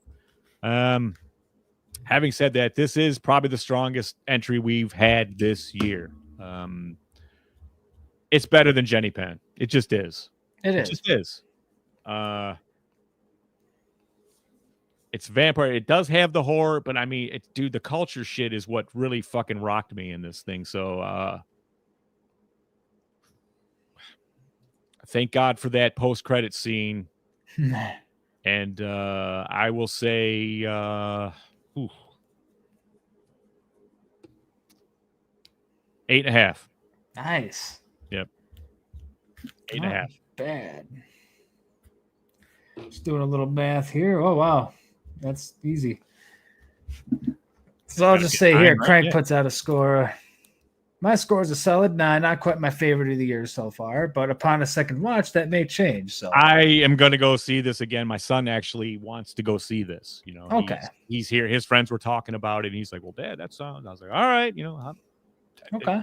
I will put it to the test. I will try to take it in a little bit more open. Now that I've seen it, it won't be so disappointing, but sure. Let's see what happens. I mean, but dude, 9.5, 9 and an 8.5 is a 9 average. So this is a fucking original fucking thing here. That's the best things about it have nothing to do with horror, you know. I mean, but this is a wonderful dish. It just, the flavor's on point, the aroma's on point, you know. I mean, and it even looks beautiful. Yeah, it looks beautiful, and just a little cold spot on the one end on the other side there, but it's all right. It's only on your plate though. My plate was all hot. I liked it, man. It was all delicious. But like I said, Tanya, I really hated it. It wasn't going to get an 8.5 either. So sure. Yeah, but it's dude, it's a good movie, man. It's well worth a watch, maybe 2. There's a lot going on, man. Well, I'm definitely seeing this again. I may head to the IMAX to see it this time around, just because, I want to see it without the Jabba the Hutt weirdness. Stuff. Yeah. The wigglies, the Han Solo edits. Because it's like it's wings, it starts here and it just kind of goes to a point. Right. And the point is like right to my fucking peripheral vision, So Maybe you were sitting in a bad spot for it. I don't know. I don't know how that would work. But it shouldn't be like that. You saw the picture, right? Right. That's how it's supposed to look. I was in the That's optimum pretty crazy. seat. Yeah. I may try that in 10 years when they perfect the technology. But I mean, just the fact there's lots of I can imagine on a full IMAX screen some of those driving scenes, the fucking bar scene when it starts to when his magic starts coming out. Sure. And IMAX, I bet that was fucking bliss, man. I was in a regular theater, so if I were to watch this, I may try to do it in a really good setting, but we'll see. Craig points out that the brilliance in casting Buddy Guy for the older Sammy was just perfect. I was just going like, Jesus Christ, man. It was almost like, it's like, you know what? And you got this role for you, but man, that's and again, he fucking dude, that last line, that shit fucking was right. That was the hammer, man. He does ask, did anybody applaud in your theater? I already told him no. Mine was silent, but did yours have an applause? Because his did. His had a roaring.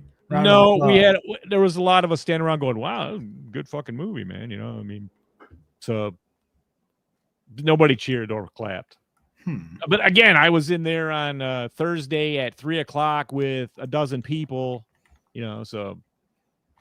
And that screen cost like for the matinee, it was like $13, Lorena gives it a 10, -1 for no rats, +1 for no bats. Hey, 10 it is. So that'd be 11 from me then. 11? Because, we have cats? No cats. Well, it would get an addition. Well, no, it would get a -1 for no bats from me. So I don't know. Because I like bats. My mom argues that your butt doesn't get sore because you're a drummer. You got drummer butt. No, not true. Because I can't think of the last one when my ass really hurt. But I mean, no, it's not. It's just more like, God damn it, and that's when you're looking at your phone every 5 minutes too. You're like, Jesus Christ, my ass probably drop. My ass gets sore when I'm drumming. I have a little electric set that I play on sometimes, and when I'm sitting on my stool, it's a cheap stool. My tailbone gets sore. Like maybe I'm just sitting on it wrong or something. But you need to, just adjust it to where your knees are perfectly straight and down, almost to where like they're a little higher than the pedals, to where you have to, you know what I mean? Okay. You have to push down, like almost like your toes won't touch if you just put them straight out. That's what you want to do. That'll save your back. I may try that. Yeah. Appreciate that. Of course. Let's see. I got lots of comments here. Yeah, man, get on here. Tell me what a dumbass I am. No. Well, I don't know. Crank asks, is this better than Jordan Peele's Get Out or Us? Oh, wow. Those are both really good. In my opinion, yes, but those are still excellent movies. Yes. Yes, because Peele's movies slow burn a little more than this did. This was just fucking like a constant crew just assembling the showroom, you know what I mean? As you were going, you're just, look at, I mean, not nonstop, well, almost nonstop. So, yeah, it's better than, but goddamn, I mean, Peele's got some competition, bro. Big time. Yeah. Derek points out, he asks, better than Jenny Penn. What was Zag's catchphrase with Jenny Penn for a minute? Is that Michael B. Jordan now? Lick Michael B. Jordan's asshole. Yep. No. And Lorena does point out the fact that they never actually say lick Jenny Penn's asshole in the movie has disappointed me terribly. It's true. We were figuring this out. And I adapted it because I can't say lick her asshole. That's too gross. And it could be all right. Licking, they say who rules Jenny Penn, and then they say lick her asshole. They don't actually say lick Jenny Penn's asshole. Now lick her asshole. That was a fun. I went to the 3 times where that occurs, because 2 with the one guy with the soccer player, and then once with the judge. So yeah. So adapted for the show. Everyone's saying watch it on IMAX. Yeah. Ooh, how does this compare with Abigail or Last Voyage of the Demeter? Fuck, I loved Last Voyage, and Abigail was amazing too. Oh man, That's apples and oranges, dude. That's especially with Demeter. Yeah, it's apples, oranges, and grapes. Can't do that. I can't. They're all 9.5s, man. They're all just so good. Dude, you literally just named my last or two of my number ones, I think. Yeah, pretty much. Yeah, Demeter might have been. I think because Abigail lost to Substance. Oh yeah. Still though, man, just two. They're great. Absolute home runs. Let's see. Demeter, I probably like Demeter better. It's a little more tense. But it doesn't have the deep fucking culture story going on. So, yeah, I already know Rick from the whole Damn Enchilada loves this movie. He gives it a 10. Fucking amazing. Yeah.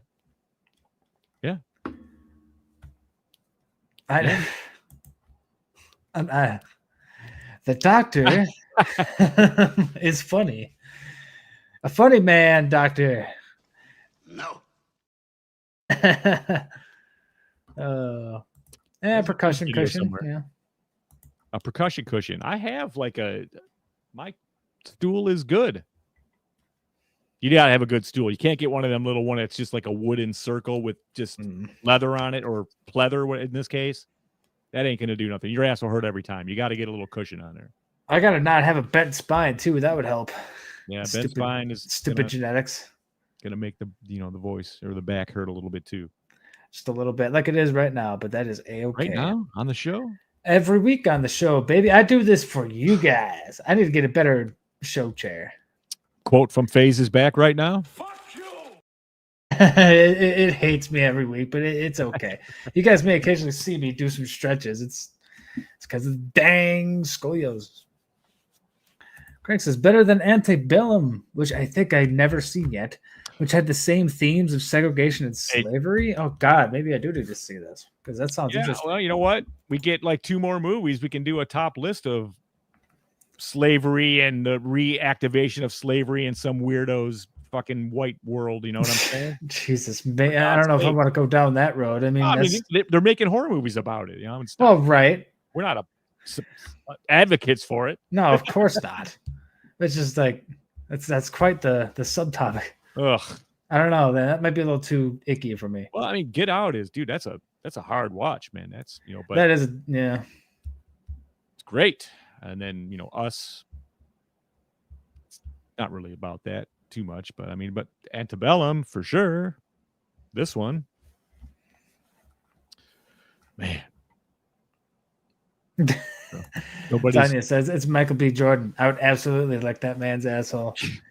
Damn, Tanya. Damn. Rick makes a good point here about the Robert Johnson disconnection, that he sold his soul at the crossroads, and Sammy or Patton, stayed well away from the devil and all that stuff. But Sammy's outfit did have some connections to Robert Johnson. I can see that. The one brother told him it was Charlie Patton's guitar just to help him hype out and everything. But it's like, no, dude. It didn't end up being true, but it still hyped him out. Let's see. Yeah, Jared or Crank agrees, better than both of those from Grizzly, but they're still excellent movies. Let's see. Okay, I guess I have to blame my great grandma for the scoliosis. We did Top Sluts. Why not? We didn't call it that though. Well, what we call them bad girls, wasn't it? It was Hoes and Horror, wasn't it? Oh my God, that's even fucking worse. Isn't that terrible? I was surprised. That was before I joined the show. I was surprised at that one. What the fuck were we thinking? I don't know. Clearly we weren't. I can't remember what caused that one. I don't remember if that was maybe X. I don't know. Well, everybody had a nice list of bad girls, so that's true. But yeah, it was bitches, wasn't it? We call them. No, you can't say that on a fucking just based on the Title. movie, how they were, man. Like, because I know the Friday Part 7 had it. We had her on there. We had. Trying to think I'm trying to find it, and I'm not finding it. So I'm hoping I'm not like baddies in horror. saying something that we haven't actually done yet, or I don't know. Maybe I put Piper Laurie on that top of that list. I don't remember. Oh yeah, that was a Colonel idea, says Craig. Yeah. Hose and horror. Hose and horror. It was back in the day, different rules. Well, I mean, hey, it was all about tits and ass in the 80s, and hey, we try to keep it in that vein for that show, for that topic. Sure. Yeah. Well, yeah. You got something you want to show off, don't you? I do. I just, I figured we'd have a little bit of extra time, and I'm going to show you just some couple of highlights from, well, like the last 4 minutes or so from the Romero unboxing. The full version of this will be up on Thursday. Yeah. Thursday, we're going to have the whole thing in all of its glory, but this is just, in fact, let me see if I can't get this past the... Okay, right there. And here we go. All right, this is a little taste of the George Romero unboxing video available next Thursday right here. And I don't know, FaZe, we can talk if you want to, It's like I do talk, but here we go. Oh, in action figure form. Wow.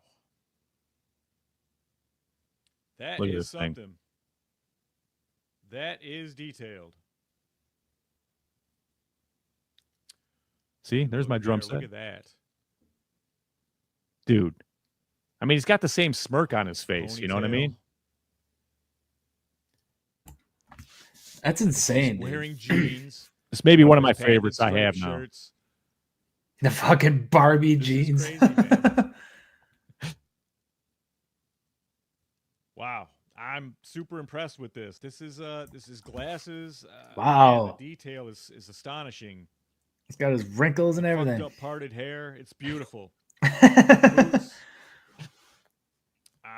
This is one of my favorites I've ever gotten from these guys, man. So now I've got number 48 of 75. Only 75 of these on the planet.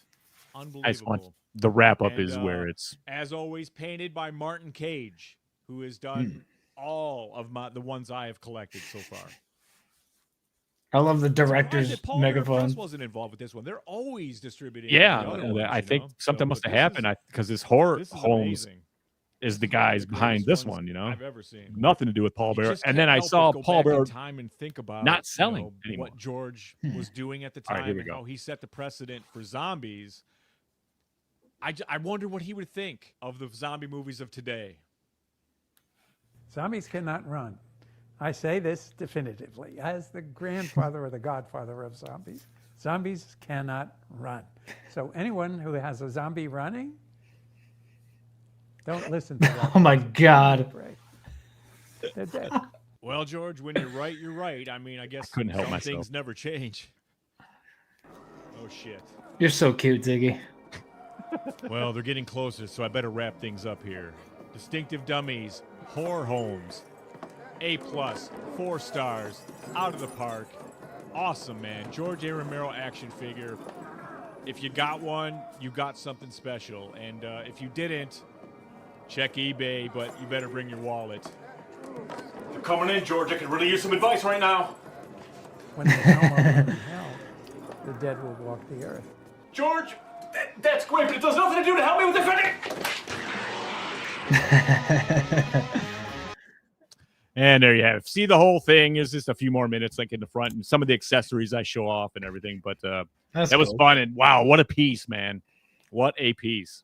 I enjoyed that. I didn't realize you made a skit out of that. That's awesome. I always try to add a little something to it, man. But it's clever. My son helped me shoot that, so I mean, was he holding the door or something there? He was shooting the camera. No, I was actually just okay, doing that myself. But I honestly hope this leads to a Carpenter figure, a Craven figure. Oh yeah, Cronenberg figure, a Fulci figure. Let's do this. I love it. It's I want to display it, but I don't know how the fuck I'm going to do it. The box is much bigger and awkward than the other ones. That's a good point. You might have to get just a floating shelf and just screw it on or something. He's in the chair in here. That's what's cool. But awesome stuff, man. But well, what, Thursday you said we'll drop that, the full thing? Yeah, that's when I plan on uploading it. But so George A. Romero and Sinners. What a night. Well done.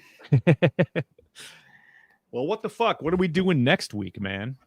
Next week, I am going to double check, but I'm 99% sure. It's Until Dawn. Until Dawn, right?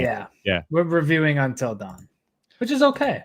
This is a video game adaptation, but actually looks like they didn't take it too seriously, which will probably help this one, I think. Hopefully, yeah. I'm not familiar with the game at all. I played it like 10 years ago. I remember nothing. But I remember thinking it was pretty good. I remember being like, that was intriguing. That was good. I like that. I'm not quite 10 years ago, but maybe like 8.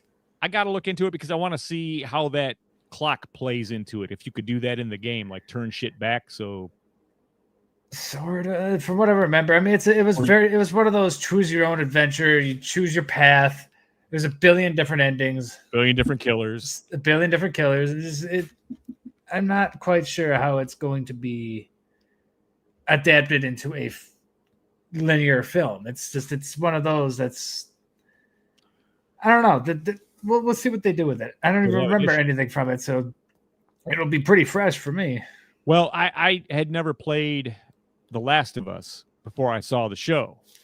Oh, okay. So, I had. And so that didn't really enhance anything, honestly. I was okay. The show did a good job of introducing the universe, I feel like. Yeah, because I'm saying, because for not having any familiarity at all with it, I felt, this is pretty good. I didn't feel like I needed to. It was a good hopefully show. That's the same case here. We can hope. It's not always the case with video game adaptations, though. Yeah. Oof. Greg says we may want to tease the week after episode 2 so folks can start thinking of their list. That's true, because it is a pretty complicated topic. Oh, boy. So 2 weeks from now, folks, we are going to be doing our top 5 legacy sequels that we'd love to see and how we would write them. And between the 3 of us, we want to try not to overlap any ideas. So like a synopsis, basically, of our legacy film. Top 5 legacy film ideas and ideas. Like what we would love to see and how we would write them. And I double checked. I found there's a topic I thought we did all this time, and we'd never done it. I'm not saying it right now. It's good. Okay. So I'll hit you after we're off here, and we can. I looked on the calendar. It looks like June 2nd is probably the earliest time we could do it. So, but yes, we definitely got to do this motherfucker, dude. It's gonna be fun. Be a good one. Even Crank will come back for this one for sure, man. Yeah. It's a top 5. We'll probably do top 10 on this one. I would think it's very, very fun. Everybody will get in on this one. Oh, totally. That'll be a fun one. I'm going to have to think about that one a lot because there are some things that, like some franchises that I love or some movies, standalones that I love, but I don't want to touch them. I don't want to do anything with them. I just want them to be left alone. So I may have to exclude those from this type of list. No, I'm totally going to. See, because... Well, if it's got to be a legacy sequel idea, it can't be a legacy prequel idea, can it? I mean, we could discuss those rules. I think legacy sequel is kind of, all right, it's 25 to 40 years later, and we're picking up some of the same. Whatever. It could be immediately, depending on. Yeah. Doesn't always have to be Halloween 2018. I got this idea. I'm going to take Michael Myers and have him pass off the evil. Well, those ends, but yeah. Truly and simply evil.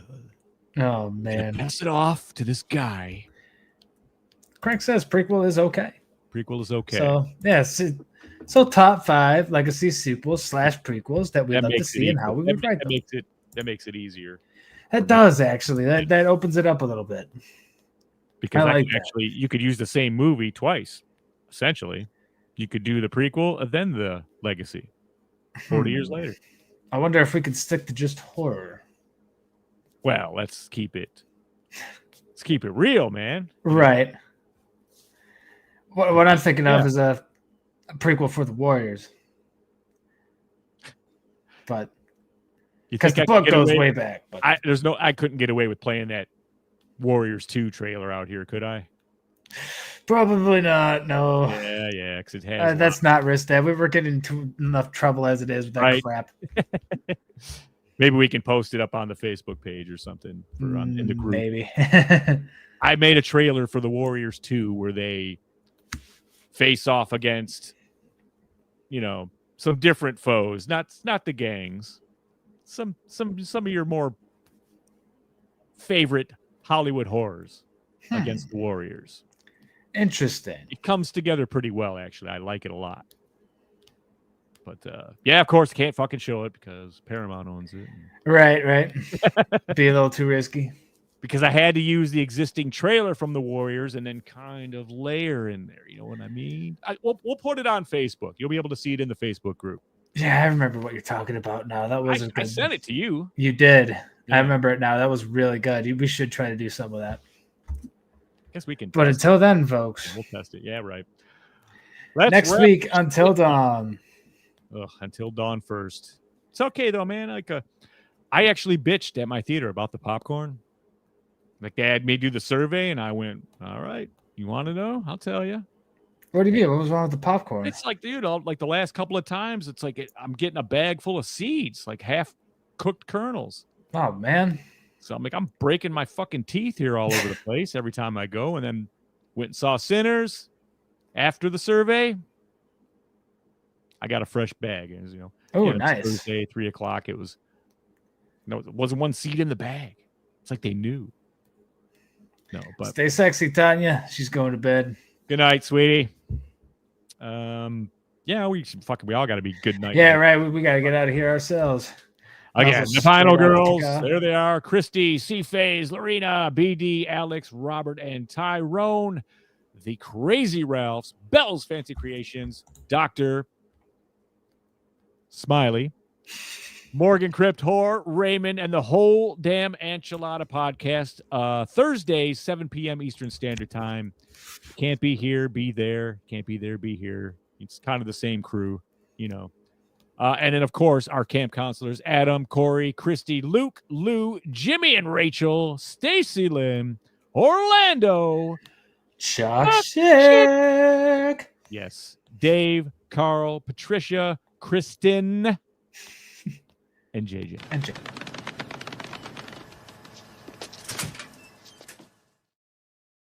Special thanks always to, become a member at deathcursesociety.com. And find your tier that fits you. You're going to want to get in on that top one, man, if you want to get this new awesome Crank design shirt coming out for the very soon here. Well, I think they've already just got sent out. So I think if you were to sign up now, you'd still miss out on it. But you could purchase one in a month. You're fucked. Sorry, That's fellas, it. but the next one, you can sign up to be a final girl and guy and get the next one in, I believe, June. When you see this shirt, you're going to be so pissed. No, you'll be there in a month buying it. I mean, I like it. It's a great job on it. It's you've seen this idea before, but this is cool. This is one that's going to work for more than just a shirt too. Like Yeah. mugs. Oh, It could go on anything. It'll be good. Really good. Special thanks to associate producer, fourth musketeer, the other host, the other guy, see motherfucking Phase. I can say it now because it's 9:57 at night. And thanks, brother. Nobody got their ass kicked in the comments tonight. Nobody Nope. fired, kicked out. Fabulous job. Thankfully, we were able to get the stream going on Facebook. That was The a little rep, scary at the start there because that is where most of our viewers come from. the rep you know what I'm saying? It precedes him. Oh, He's man. the motherfucking phase, folks. And he's right here on Death Curse Society. Yeah. So next week it's Until Dawn. Is that what it is? Until Dawn. Yep. Until Dawn. You know, the video game adaptation. Hopefully they did take a nice tongue-in-cheek, fun approach to it, and just, you know, buckets of blood and gore and everything will make it fun. And, you know, will please me and at least Colonel. We'll see about that.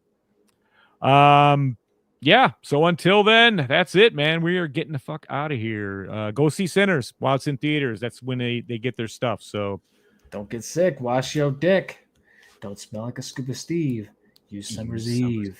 that's right, man. And for the boys, man, Red Crank and the Colonel both on assignment. Well, obviously Crank's in here tonight. You know, nothing better to do. He had to come in here and tell me why I'm wrong about Sinners. But go see it yourself and see some great fucking filmmaking, some great cinema, and a vampire story that doesn't suck. Absolutely. Didn't mean to pun it there either, but again, for the boys, the Red Craig, the Colonel, for the Phase, I'm Zigzag, saying lick Jenny Penn's asshole. We will see you next week. DCS out. Woo! Rock and roll!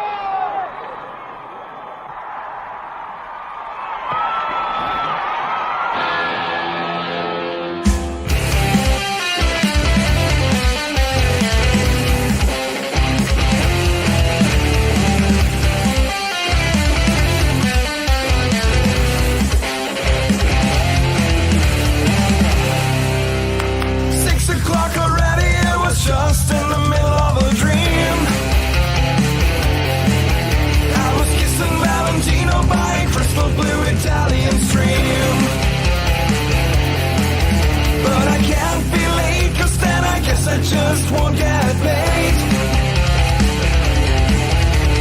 These are the days when you wish your bed was already made. It's just another manic Monday. It was Sunday, 'cause that's my fun day. I don't have to run day. It's just another manic Monday. I wish it was Sunday, 'cause that's my fun day. It's just another manic Monday.